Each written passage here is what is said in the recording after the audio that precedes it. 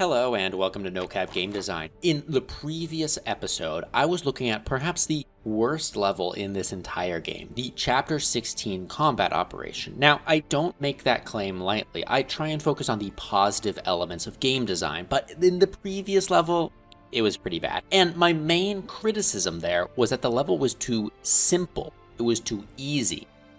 And there were other lessons learned too, for sure, but I recommend you check that video out independently after this one. However, the developers must have watched my previous episode, because in this Chapter 17 combat operation, the developers turned the difficulty up to 11. This is perhaps one of the hardest levels in the entire game. But it's not discouraging. It's still well designed. It's a gripping level. The challenge only adds to my enjoyment when I was playing through this. So, how did the developers do it? How can we create hard, challenging levels that pull a player in deeper instead of pushing them away? How do we design good, challenging levels? In this episode, we take a deep dive into the Chapter 17 combat operation titled Breaking Jaeger's Blockade. And specifically here, I am looking for 4 main topics of discussion: the complexity of the level, the difficulty presented, the boss unit itself, and a new concept I'm going to call the chase of optimality. So, let's play. Squad 7, move out! First, let's review the basics, the bones and muscles of this level, or if you prefer the technical game design terms, the level architecture and mission profile, respectively. These things are the core fundamental elements that all games are made out of, and all analysis, all game design techniques are built on top of them. First, the level architecture. This is an urban style map. There's a lot of buildings, a lot of rubble, a lot of blocked line of sights for both the player and the enemies. There are 4 enemy bases scattered more or less evenly throughout the level. There's no one clear path forward. And the branching factor in this level is huge. There's so many different alleyways, so many different paths, so many different strategies that a player can take. I'll talk all about this later in the complexity section, but for now, I'll leave it at that. One final point here is that this is the same map as the Chapter 4 combat operation in a video I titled Mid-Game Level Analysis. In that video, I will only point out I made a big point to note that this large main street existed, and I called this the Gauntlet, where there's no real cover for the player and lots of strong enemy positions that can rain fire down on the player too. So those are the notable elements of the level architecture. Next is the mission profile. Now, while this level and the level 4 operation share the same level architecture, the mission profile is very, very different. Here in Chapter 17, this is a boss fight. The goal is to kill the enemy boss unit, Jaeger. But the enemy boss, his tank, heals all the time. Anytime that he takes damage, he'll just dive into one of these enemy bases and heal all that damage away. And so it's strongly encouraged to the player to take all of the enemy bases first, then try and attack the enemy tank. So this level plays as an attack style mission, but with an unkillable, overpowered boss unit forcing the player to hide and defend. A mix of offensive and defensive. Wasting your strength, struggling in vain against my unassailable tank. So with that base understanding of this level, the level architecture and the mission profile, now we can build on that and start discussing some higher level topics like challenge. Now, if you've watched my previous episodes, you know that challenge is a technical game design term, and it is defined by the complexity plus the difficulty of an encounter. So to understand the challenge, let's first understand the complexity here. And where does the complexity of this level come from? Well, it comes from 2 main things: the mission profile and the level architecture. That's why I started with that overview, to understand what these are. What specifically about this mission profile is complicated?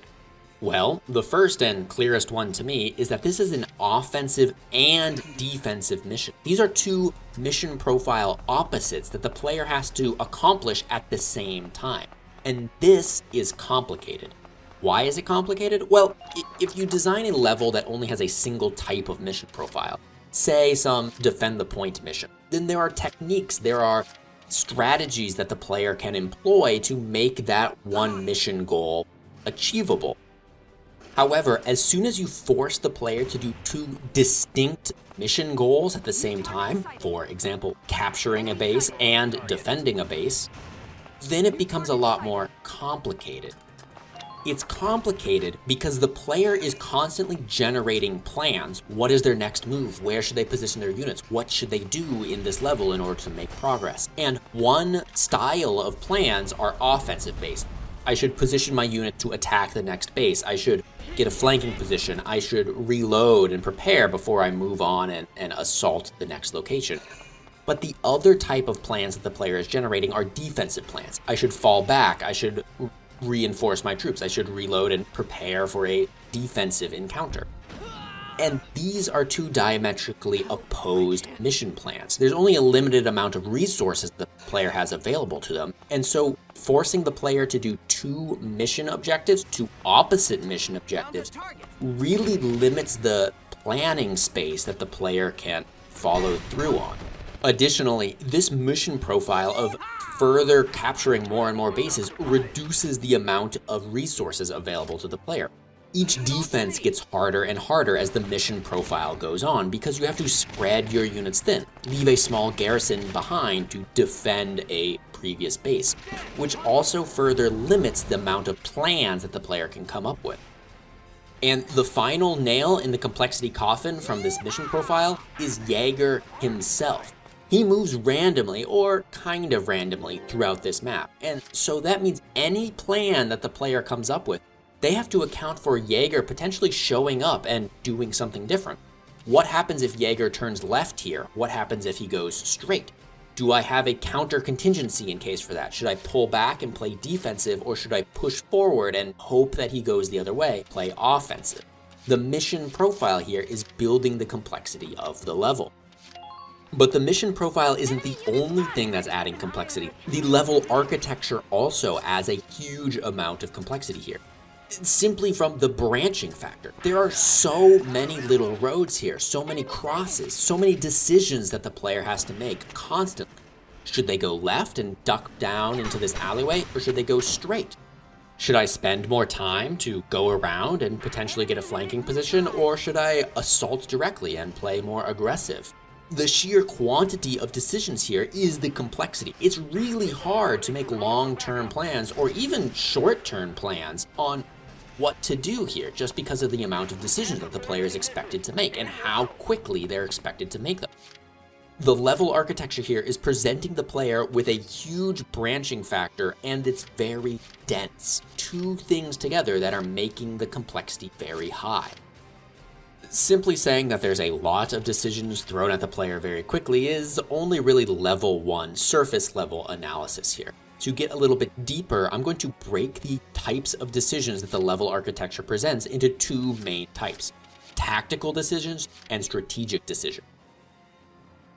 Tactical decisions are much smaller and focus on how to optimize achieving specific goals. Things like how to attack the base. Which alleyway should I use? Should I try and get a flanking position? Should I go up and get high coverage? Should I send my scouts in first? How do I attack this base, and how do I achieve this goal? And the presence here of alleys and rubble and sandbags and all of the stuff that's scattered about inside the level is what makes the tactical decisions challenging here. There's just a lot of options available for the player on how to progress towards their goals. Here goes. Strategic challenge, on the other hand, are the higher level. Instead of determining how to attack the base, strategic decisions are asking which base to attack. And this level also presents a lot of strategic decisions to the player. Which base should they attack first? It's not clear. There's not a prime first target. And after that, what did they do next? I tried to do a pincer attack. I went around and left the middle base for the end and swarmed it on all sides. But that was my decision. There's so many strategic ways that this level can be played because it is a high branching factor map that is densely connected with itself. There's a lot of paths to take. All these paths, all these plans add together and compound on each other, making it very challenging for a player to organize thoughts and determine what is optimal and how best to play the game. And this is hinting a little bit about my last point of the chase for optimality, so I will leave that here. This level is complicated. But complexity is only one part of challenge. The other part is difficulty, and this level is very difficult. The main source of difficulty comes from the mission profile. As the player makes progress through the level and slowly captures more and more enemy bases, the player's resources are steadily drained, because the player has to, or probably should, leave some units behind to garrison and defend the bases that they captured. Now, this is really good design. Usually, if the player wants to increase the difficulty, there's two ways that they can do it. They can give the enemy more resources, or they can drain resources from the player. And typically, most games go with the give enemies more resources, because usually it's really painful to take resources away from the player. That's one of the major sins of game design. Never take away a player's toys. However, there are certain special situations that you as a designer can set up that makes the player actually enjoy having resources drained from them. And this is one of those special situations. The player wants to leave units behind. Well, maybe not consciously, but they feel good about leaving resources behind because they have won a base. They've made progress. They have captured something.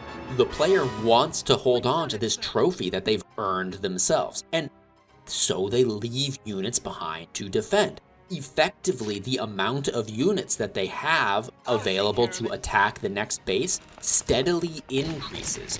The player starts with 9 units, and as they make progress, it dwindles to 8 or 7 or 6 or 5, depending on how many resources that they have available and how the game plays out and whatnot. But the point still stands.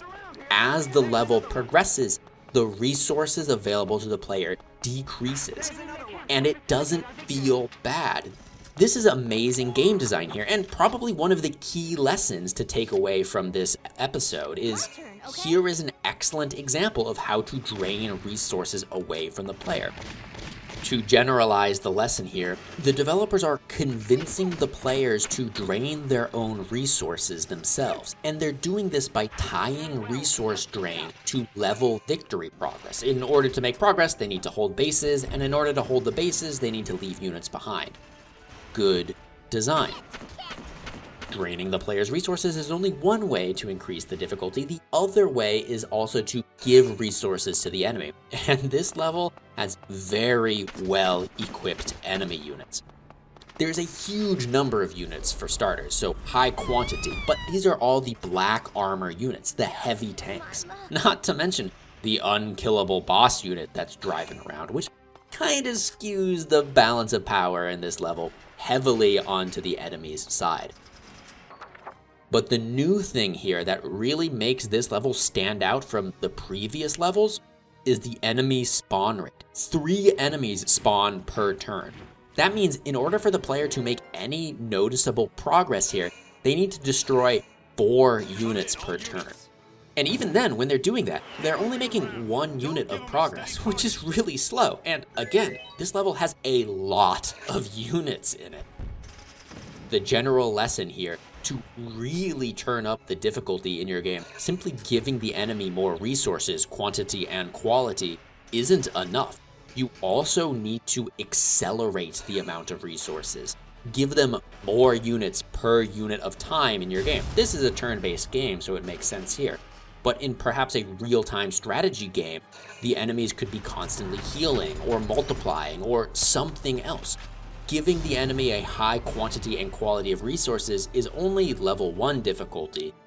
Level 2 difficulty is giving the enemy a supply line of resources. Now, most of the difficulty of this level comes from the mission profile, the units themselves and their respawn rate. but the level architecture also has an influence on the difficulty, although not as much as it does with the complexity. The two main ways the level architecture influences the difficulty is that the defenses get destroyed as the player attacks. The player needs to take a base, and so they use grenades to destroy the sandbags, or tanks to destroy the rubble, or whatever it is to get in and attack. But now, they've destroyed all the defensive infrastructure set up around the base, and they either need to waste time rebuilding it, or suffer because there's no longer any more defensive infrastructure there, and take damage as a result. So the destroyable architecture benefits the enemies and not the player, and therefore it increases the difficulty a little bit. Also, this level architecture features a lot of alleyways that the developers use to trap the player. Now, these traps are rarely deadly, and I did a whole video about how to design good traps, and that's good, they shouldn't be deadly. But what these traps accomplish is peppering the player characters with a little bit of light fire, chipping away at a little bit of their health. Not enough to really be unfair, but enough to take resources away from the player. Their characters have less health, less movement. The player is less sure of themselves, and draining resources, like I said, will increase the difficulty. Now, there is one thing the level architecture does that actually decreases the difficulty of this level. Notice the bases. Most of these bases are positioned next to a building, a one-way wall that no units can pass through, effectively an undestroyable shield. Now, this building is usually facing towards the enemy. This means it's open for the player to kind of run in and assault a base, but it's much harder for the enemy to assault that same base once it's lost. This is a one-way advantage for the player. Once they hold the base, there's always some kind of building, some kind of rubble, something blocking the enemies from simply waltzing right back into the base. And because this is a one-way advantage for the player, it slightly decreases the difficulty. Okay, so we've looked into the level architecture and mission profile and how they influence the challenge. Now, let's look at the major elephant in the room, Jaeger himself, the boss unit. A common game design principle is that boss units represent or are the embodiment of challenge itself, so it makes sense that General Jaeger here is incredibly challenging. And almost every single design decision the developers made when creating this boss unit maximizes the challenge presented during this level.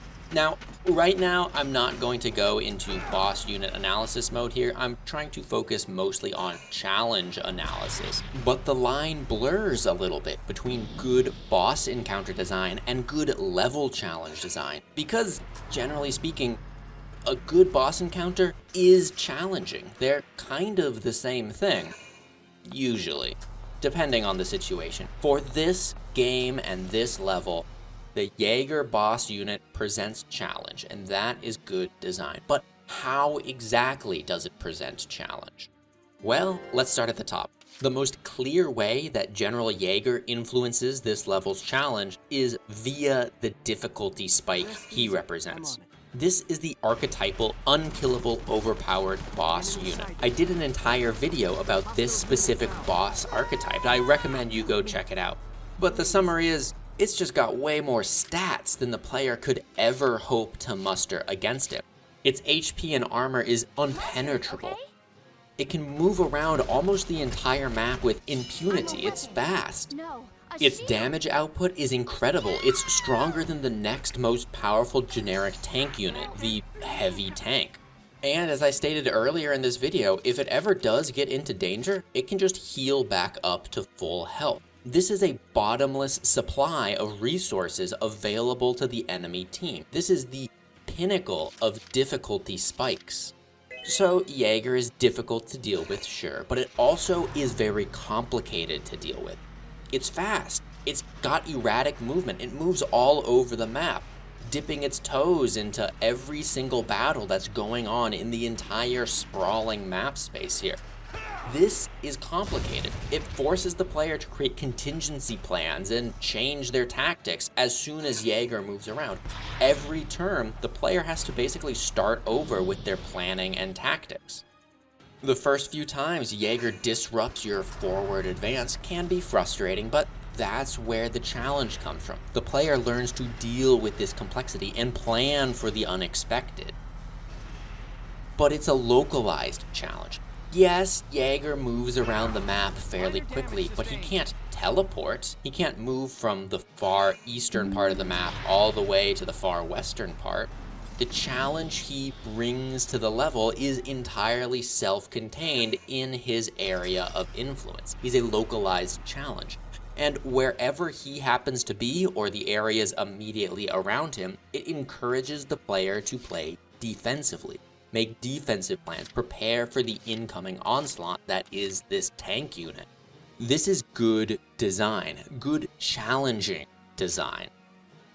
Ultimately, the developers are presenting the player with an unsolvable problem, an unkillable overpowered boss unit, and this can be frustrating.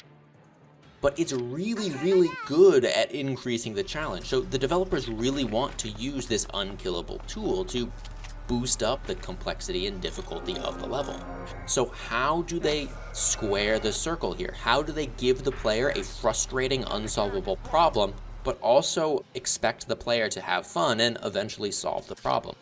Well, the lesson here is that you should give the players an opportunity to avoid this unsolvable problem. If Jaeger is preventing forward progress against one base, then the player can make advancements in a different map location. The player can always make progress. Maybe not the progress that they were planning to make, but there's always an opportunity for the player to advance. Even if the wall moves around a little bit, preventing the player's forward flow, there's always an opportunity for the player to flow forward. This is good design.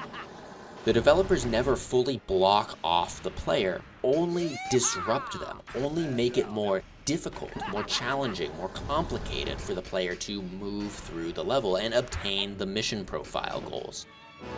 Additionally, the developers here make it really clear that the player should not directly engage with Jaeger.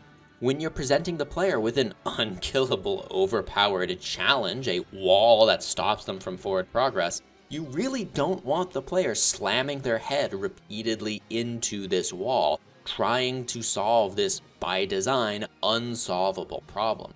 So it's up to you as the designer to set up the support, the mission, the dialogue, whatever it takes to convince the player to go around the challenge and find another way to deal with it later in the level. Okay, so I've spent the entire video so far talking about how the developers make this level challenging. But why? In this last section of the video, I want to talk a little bit about why someone would choose to make a challenging level. Now yes, for those of you who have been keeping up with the Masterpiece series, you might be saying to yourself, well clearly it's flow theory, right? This is a late game level. The player has high skill, and in order to have fun, the high skill must be matched with a high challenge, and this is a late level, therefore it must have high challenge. And yes, that is partly true, but flow theory is only one model that we can use to analyze games. It's not the only one. And today, right now, I want to talk about another subtle reason why the developers of the Valkyria Chronicles have been making their levels progressively more and more challenging. But in order to really understand what I'm about to talk about, I need to give a little bit of background. In each video, I analyze one of the levels and I talk about some of the design details, but I don't really get into the details of how to play the game. And so I've never really exposed to you, the viewer, what a typical play loop is in this Valkyria Chronicles game. But now I need to pull back the curtain a little bit and show you a little bit about how I play these levels. For me, a typical play loop is as follows. I start the level blind, I deploy my units that I think is a reasonable thing, and then I see what the challenge is. And of course I lose. I lose a lot in this game. It's very challenging. But the next time that I play this level, I have a little bit more information. So I start the level with better positioned units and an early plan, but I still lose. Next, I come up with a deeper, better plan. I re-equip my units with stronger, more optimal equipment. And I keep doing this loop of deploy my resources, follow through with a plan, and lose, and refine the plan to try again over and over and over again until I don't lose. And then I can move on to the next level where I start all over again with going into a level blind, lose a couple of times, learn some lessons, and refine my plan until it becomes optimal. But this loop doesn't have to end. The players could instead chase optimality for a single level. Instead of getting to a certain point and saying, okay, I beat the level, give me the new challenge, a player can stay with the level and continue to refine the plan, continue to re-equip, continue to try new things until they can beat the level in the shortest amount of time possible, or whatever the challenge that they are self-imposing themselves with. This is what I am going to refer to as the chase of optimality. It's another very compelling element that players look for in certain genres of games. They want to truly demonstrate the mastery of their skill and grind on the puzzle that is presented to them until they find the ultimate expression of the highest skill level attainable. Effectively, one could think of it as a speedrun.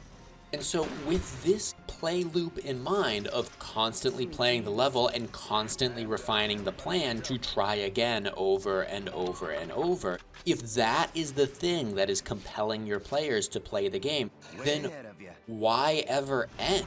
As a designer, it is in your best interest to create an incredibly challenging level that demonstrates so much complexity, so many options.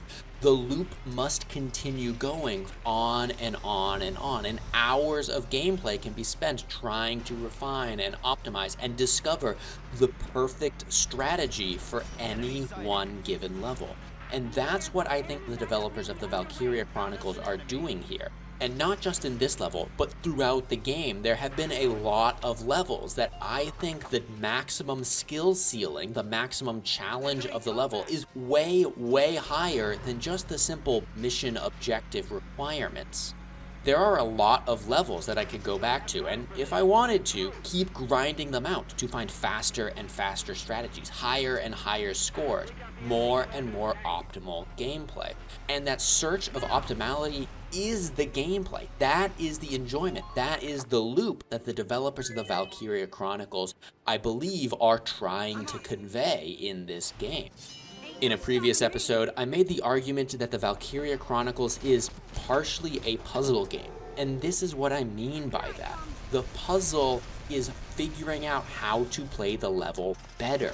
Each time the player loses, yes, it's frustrating, but they have earned more information, and they can see just in front of them if only they reposition their units a little bit, if only they didn't have an unlucky roll, if only they had a little bit more flanking position, if only they didn't use that grenade earlier, then they can make more progress next time. This chase for optimality is only possible if the level is challenging enough to force a player to hover on the edge of success or failure. So yes, this is a very challenging level. Its architecture, mission profile, and the boss unit all provide difficulty and complexity increases to it. But why the developers are making this level challenging? Well, because that's fun. That's the core gameplay loop that this game is demonstrating, and it demonstrates it in a masterful way. This game is good design. Now, hopefully through this video and through this series generally, you have learned a little bit about what challenge is, how to add it to games or how to recognize it in games you play, and more importantly, why you want to add challenge, what it brings to the gameplay experience. This is why I do the Masterpiece series. Simply talking about these concepts in a textbook or studying them doesn't really make a lot of sense until you put them into the broader context of an entire game. So I hope you've enjoyed this analysis and this series so far. We're coming up on the end. There's not many levels remaining in the first Valkyria Chronicles game. So if you have any suggestions on what games I should study next, let me know in the comments. And if you've learned something or otherwise enjoyed this analysis, please consider giving the video a like or subscribing to the channel. It really does mean a lot. And thank you. In the next episode, we take on the Marmota directly, a fight for the ages. I'll see you there.